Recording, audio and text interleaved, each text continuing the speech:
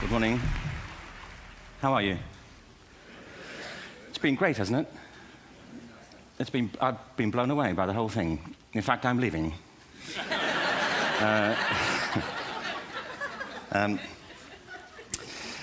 have been three themes, haven't there, running through the conference, which are relevant to what I want to talk about. One is the extraordinary evidence of human creativity in all of the presentations that we've had and in all the people here. Just the variety of it and the range of it. The second is that it's put us in a place where we have no idea what's going to happen in terms of the future. No idea how this may play out. I have an interest in education. Actually, what I find is everybody has an interest in education. Don't you? I find this very interesting. If you're at a dinner party and you say you work in education, actually, you're not often at dinner parties, frankly, if you work in education. You're not asked, and you're never asked back, curiously. That's I think that strikes me. But if you are, and you say to somebody, they say, what do you do? And you say, you work in education, you can see the blood run from their face. They think, oh my God, why me? It's my one night out all week.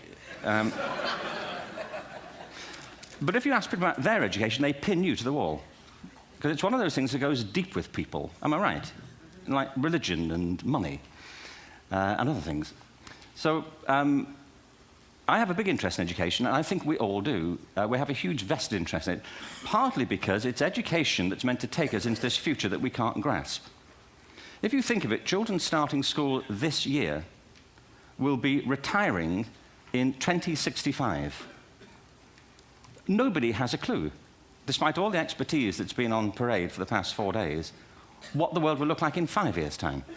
And yet we're meant to be educating them for it. So the unpredictability, I think, is extraordinary.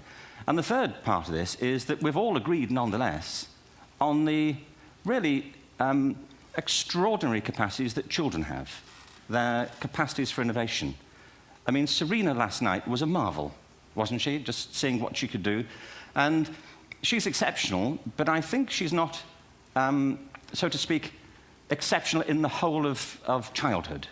What you have there is a person of extraordinary dedication who found a talent. And my contention is all kids have tremendous talents, and we squander them pretty ruthlessly. So I want to talk about education, and I want to talk about creativity. My contention is that creativity now is as important in education as literacy, and we should treat it with the same status. Thank you.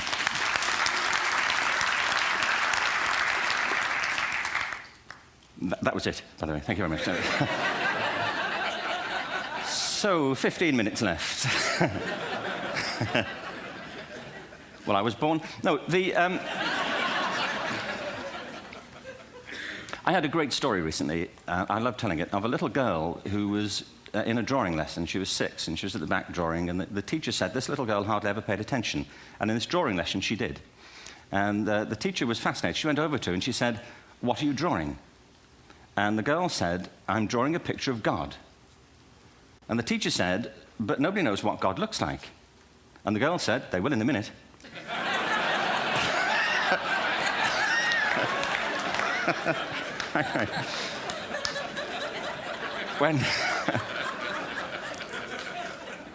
When my son was 4 in England, actually he was 4 everywhere, to be honest. I mean, if we're being strict about it, wherever he went, he was 4 that year. But he was in the Nativity play. Do you remember the story? No, it was big. It was a big story. Mel Gibson did the sequel. You may have seen it. I don't know. It was Nativity 2. But James got the part of Joseph, which we were thrilled about. We consider this to be one of the lead parts. We had the place crammed full of agents and T-shirts, James Robinson is Joseph. He didn't have to speak, but do you know the bit where the 3 kings come in? They come in bearing gifts, and they bring gold, frankincense, and myrrh. This really happened. We're sitting there, and they, I think, just went out of sequence. Because we talked to the little boy afterwards and said, "Are you okay with that?" And he said, "Yeah, why was that wrong?" They just switched. I think that was it. Anyway, the 3 boys came in, little 4-year-olds with tea towels on their heads, and they put these boxes down. The first boy said, "I bring you gold." And the second boy said, "I bring you myrrh." And the third boy said, "Frank sent this."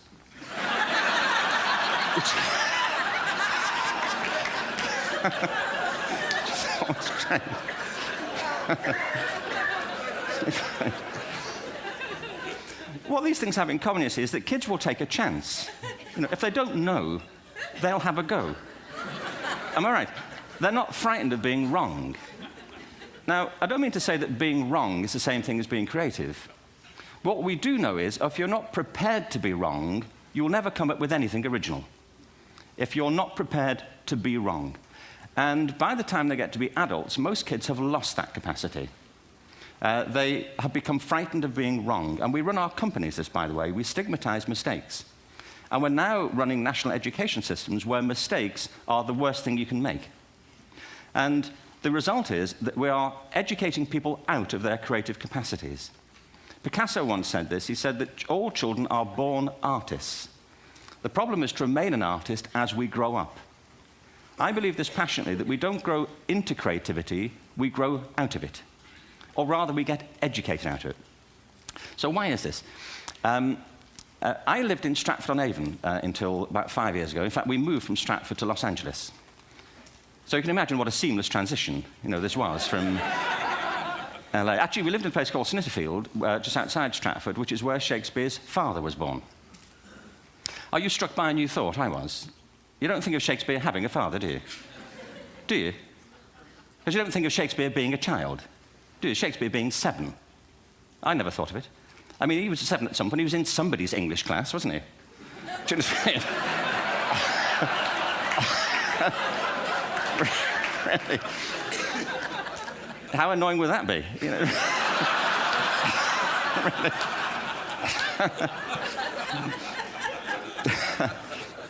Must try harder. Being sent to bed by his dad to Shakespeare. Go to bed now, to William Shakespeare, and put the pencil down, and stop speaking like that. It's confusing everybody.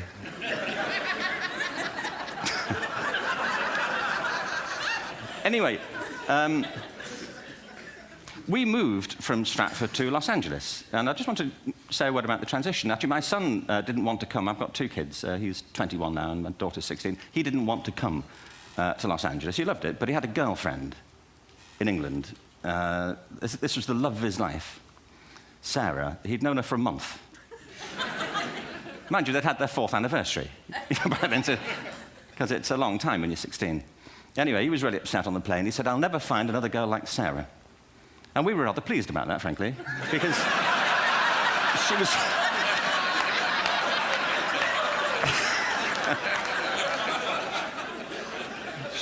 she was the main reason we were leaving the country.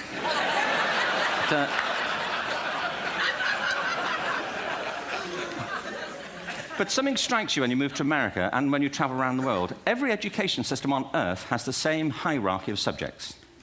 Everyone, doesn't matter where you go. You think it would be otherwise, but it isn't. At the top are mathematics and languages, then the humanities, and at the bottom are the arts, everywhere on Earth.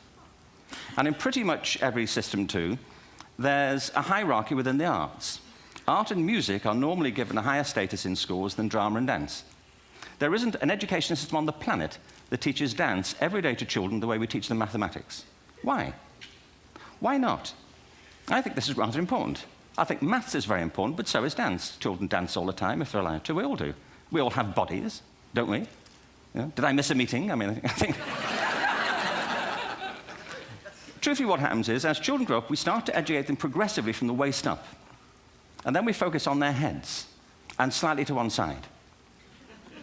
If you were to visit education as an alien and say, what's it for, public education, I think you'd have to conclude, if you look at the output, who really succeeds by this? Who does everything they should? Who gets all the brownie points? Who are the winners? I think you'd have to conclude the whole purpose of public education throughout the world is to produce university professors. Isn't it? They're the people who come out the top. And I used to be one. So there,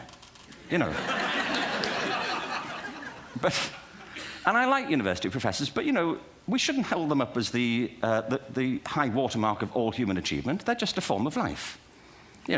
Another form of life. But they're rather curious, and I say this out of affection for them. There's something curious about professors. In my experience, not all of them, but typically, they live in their heads. They live up there, and slightly to one side. They're disembodied, in a kind of literal way. They look upon their body as a form of transport for their heads. It's... Don't they? It's a way of getting their head to meetings.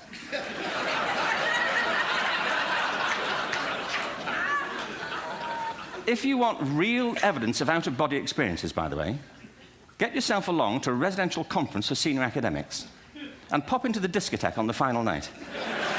And there you will see it, grown men and women writhing uncontrollably off the beat, waiting to end so they can go home and write a paper about it. Now, our education system is predicated on the idea of academic ability. And there's a reason. The whole system was invented around the world. There were no public systems of education really before the 19th century. They all came into being to meet the needs of industrialism. So the hierarchy is rooted on two ideas. Number one, that the most useful subjects for work are at the top. So you were probably steered benignly away from things at school when you were a kid, things you liked, on the grounds you would never get a job doing that. Is that right? Don't do music, you're not going to be a musician. Don't do art, you won't be an artist. Benign advice, now profoundly mistaken. The whole world is engulfed in a revolution. And the second is academic ability, which has really come to dominate our view of intelligence because the universities designed the system in their image. If you think of it, the whole system of public education around the world is a protracted process of university entrance. And the consequence is that many highly talented, brilliant, creative people think they're not, because the thing they were good at school wasn't valued or was actually stigmatized. And I think we can't afford to go on that way. In the next 30 years, according to UNESCO, more people worldwide will be graduating through education than since the beginning of history. More people. And it's the combination of all the things we've talked about, technology and its transformational effect on work, and demography and the huge explosion in population. Suddenly, degrees aren't worth anything. Isn't that true? When I was a student, if you had a degree, you had a job. If you didn't have a job, it's because you didn't want one. And I didn't want one, frankly. So, but now, kids with degrees are often heading home to carry on playing video games because you need an MA, where the previous job required a BA, and now you need a PhD for the other. It's a process of academic inflation, and it indicates the whole structure of education is shifting beneath our feet. We need to radically rethink our view of intelligence. We know three things about intelligence. One, it's diverse. We think about the world in all the ways that we experience it. We think visually, we think in sound, we think kinesthetically, we think in abstract terms, we think in movement. Secondly, intelligence is dynamic. If you look at the interactions of a human brain, as we heard yesterday from a number of presentations, intelligence is wonderfully interactive. The brain isn't divided into compartments. In fact, creativity, which I define as the process of having original ideas that have value, more often than not, comes about through the interaction of different disciplinary ways of seeing things. The brain is intentionally... By the way, there's a shaft of nerves that joins the two halves of the brain called the corpus callosum. It's thicker in women. Following on from Helen yesterday, I think this is probably why women are better at multitasking. Because you are, aren't you? There's a raft of research, but I know it from my personal life. If my wife is cooking a meal at home, which is not often, thankfully, but, if she's doing... she's good at some things. But if she's cooking, she's dealing with people on the phone, she's talking to the kids, she's painting the ceiling, she's doing open-heart surgery over here. If I'm cooking, the door is shut, the kids are out, the phone's on the hook. If she comes in, I get annoyed. I say, Terry, please, I'm trying to fry an egg in here.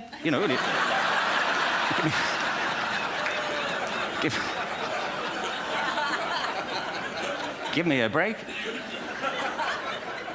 Actually, there was do you know that old philosophical thing? If a tree falls in a forest and nobody hears it, did it happen? Remember that old chestnut?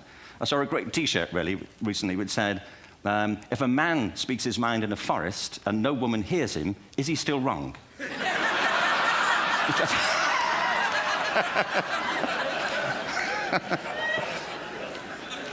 And the third thing about intelligence is it's distinct. I'm doing a new book at the moment called Epiphany, which is based on a series of interviews with people about how they discovered their talent. I'm fascinated by how people got to be there. It's really prompted by a conversation I had with a wonderful woman who most people have never heard of. She's called Gillian Lynn. Have you heard of her? Some have. She's a choreographer, and everybody knows her work. She did Cats. and Phantom of the Opera. She's wonderful. I used to be on the board of the Royal Ballet in England, as you can see. And anyway, Jill and I had lunch one day. I said, how'd you get to be a dancer? And she said it was interesting. When she was at school, she was really hopeless. And the school in the 30s wrote to her parents and said, we think Gillian has a learning disorder. She couldn't concentrate, she was fidgeting. I think now they'd say she had ADHD. Wouldn't you? But this was the 1930s, and ADHD hadn't been invented, at this point, so it wasn't an available condition. People weren't aware they could have that. Anyway, she went to see this specialist. So this oak-panelled room, and she was there with her mother, and she was led and sat on this chair at the end, and she sat on her hands for 20 minutes while this man talked to her mother about all the problems Gillian was having at school. And at the end of it, because she was disturbing people, her homework was always late and so on, little kid of 8, in the end, the doctor went and sat next to Gillian and said, Gillian, I've listened to all these things that your mother's told me. I need to speak to her privately. So he said, wait here, we'll be back. We won't be very long. And they went and left her. But as they went out the room, he turned on the radio that was sitting on his desk. And when they got out the room, he said to her mother, just stand and watch her. And the minute they left the room, she said she was on her feet, moving to the music. And they watched for a few minutes, and he turned to her mother, and he said, Mrs. Lynn, Gillian isn't sick. She's a dancer.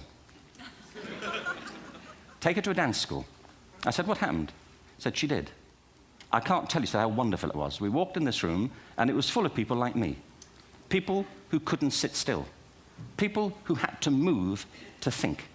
Who had to move to think.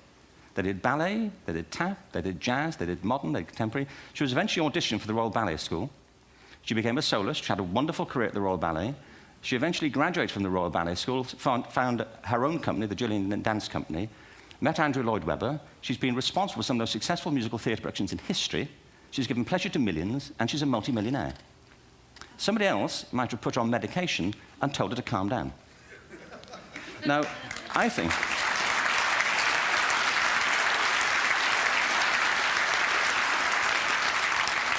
What I think it comes to is this. Al Gore spoke the other night about ecology and the revolution that was triggered by Rachel Carson. I believe our only hope for the future is to adopt a new conception of human ecology, one in which we start to reconstitute our conception of the richness of human capacity. Our education system has mined our minds in the way that we've strip-mined the earth for a particular commodity, and for the future, it won't serve us. We have to rethink the fundamental principles on which we're educating our children. There was a wonderful quote by Jonas Salk, who said, if all the insects were to disappear from the earth, within 50 years, all life on earth would end. If all human beings disappeared from the earth, within 50 years, all forms of life would flourish. And he's right. What Ted celebrates is the gift of the human imagination.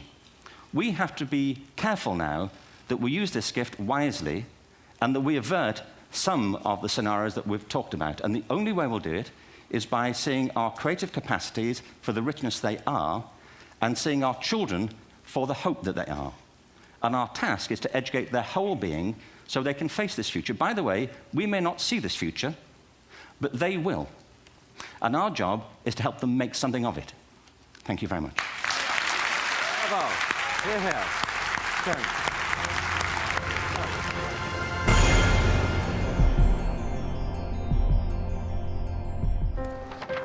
What if great ideas weren't cherished? What if they carried no importance?